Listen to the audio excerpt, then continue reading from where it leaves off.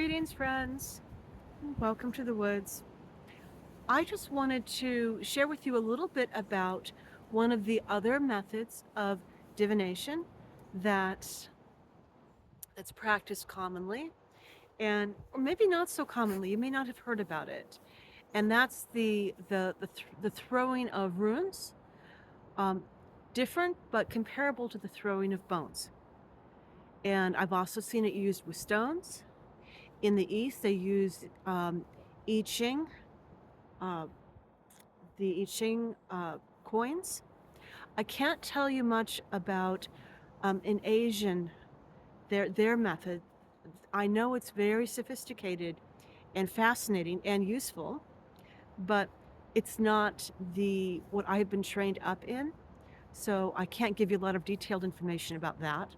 But I know in general when it comes to tossing and then looking at the patterns that show up as a result of what you tossed. With bones, I believe, and with runes, not only are certain runes will show up when they're upright, those are the ones you read, but they will also form patterns.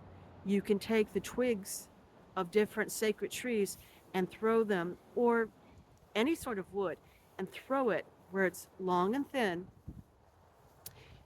You pick a certain number, sacred number, and then you look at what specific patterns come up and where they come up. Now, how these kind of methods operate, you need to have an understanding of what the symbols mean, the different symbols that will occur. But it helps to have a relationship with the technique that you're using that goes into your ancestors, to your ancestors.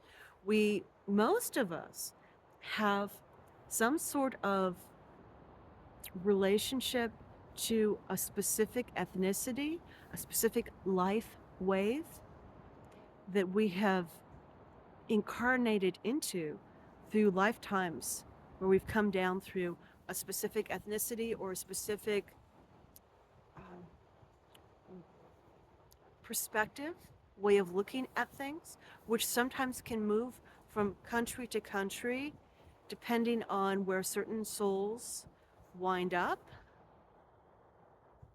And these methods are often created in conjunction with specific, what the Easterns call bodhisattvas, what we call gods, those who are the guardian of specific clans or tribes that they act as, um, perhaps you could say, diplomats or ambassadors from source to humans to protect specific ideas or ideals, such as truth or peace or technology or art.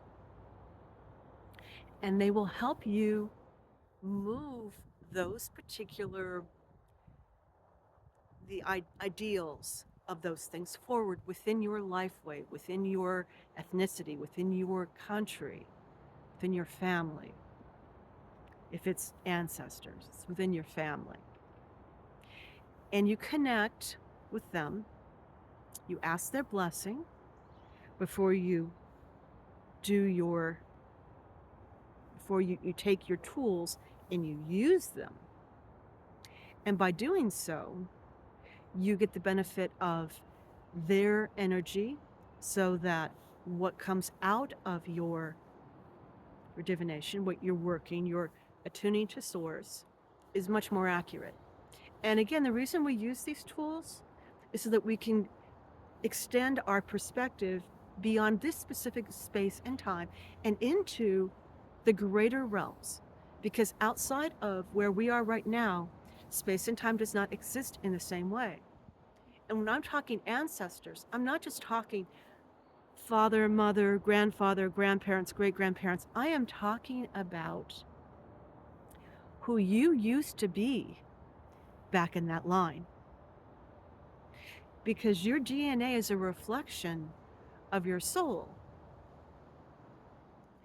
And you can tap into your past, your perceptions, your abilities, your knowledge by going through the ancestral line and looking for answers to important questions. Using these methods, it helps you tap into that. It helps bring the past forward. It helps you access the knowledge and the wisdom of your past and your skills. And it helps train you in how to find that connection and nurture it. Thank you for sharing time with me. Welcome to the woods.